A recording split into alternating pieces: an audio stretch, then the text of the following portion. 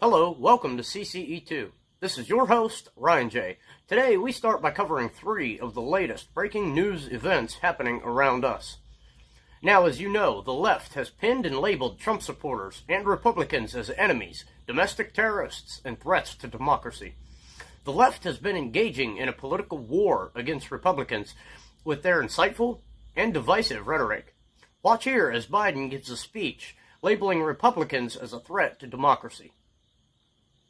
Donald Trump and the MAGA Republicans represent an extremism that threatens the very foundations of our republic. That the Republican Party today is dominated, driven, and intimidated by Donald Trump and the MAGA Republicans. And that is a threat to this country. Republicans do not respect the Constitution. They do not believe in the rule of law. They do not recognize the will of the people. This lunacy has spread across the country.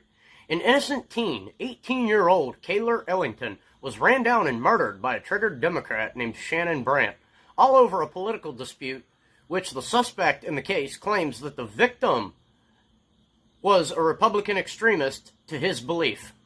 This comes just days after Biden incited violence towards MAGA Republicans. Watch here. A North Dakota man says he intentionally hit and killed an 18-year-old with his car, all over a political dispute. He told police he chased that teenager down around town because he thought the victim was part of a Republican extremist group. Shannon Brandt called 911 on himself last Sunday after he struck and killed 18-year-old Kayler Ellington. They say the suspect, Brandt, admitted to drinking, is charged with vehicular homicide with a DUI and leaving the scene of a fatal crash. The only individual right now that's identified that there was some sort of political event or discussion or disagreement going on is Mr. Brandt. You see, all the attacks on Donald Trump claiming that Trump incited violence on January 6th, but now the media is all hush-hush about this one. You see the hypocrisy here? Second up on the list of hot CCE2 news is a story coming from Youngstown, Ohio, from the Youngstown, Ohio Trump rally on Saturday, September 17th, where a group of Trump supporters confronted white supremacist group Patriot Front. Shouting can be heard coming from the Trump supporters, yelling at Patriot Front. Now watch here. CNN would love to put you on the fucking news to make us look like shit. And if the cops wasn't here, I would fight every fucking one of you right now. Every fucking one of you. Believe me, I would. I don't care if I got my ass whooped. I would knock the fuck out of one of y'all. I swear to God I would.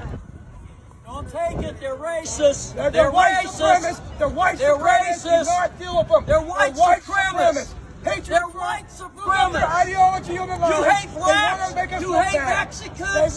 You hate Asians. Take it from them. They're white supremacist patriots. You need toilet paper. Take it from them. We are so sick of you guys making real Americans that like Trump and like patriotism bad. We're sick of it. You see, the left tries to push the narrative that Trump supporters are racist.